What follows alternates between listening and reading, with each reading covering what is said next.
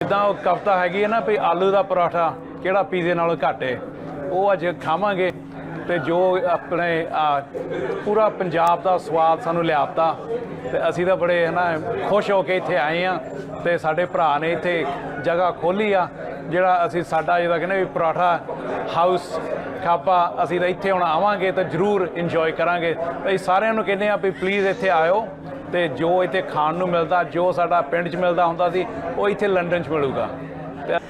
Touch दूँ लोगों को, वो टच दूँ जो कि प्रॉपर जो है ना एक स्टाइल होता है, जैसे पंजाब का स्टाइल है। पंजाब का एक स्टाइल है कि मक्की की रोटी, पराठे जो कि आलू के पराठे हो गए, चाहे मूली के पराठे हो गए, गोभी के पराठे हो गए, इसी तरह निहारी हो गई, हलीम हो गई, पाए हो गए, ऐसी चीज़ें जो पेड़े की लस्सी हो गई। इसी तरह की बहुत सारी चीज़ें ऐसी हैं कि जो यहाँ पर नहीं मिला करती थी तो वो आप मिलेगी आपको, इसलिए कि जब वो है तो हम देखते हैं कि पंजाब जैसे पाकिस्तान हो पंजाब या वो पंजाब इंडिया का हो, खाना एक ही है हमारा। तो हमें सब ने इंजॉय करना है पंजाब का, पंजाब के स्टाइल को, पंजाबी चीज़ों को।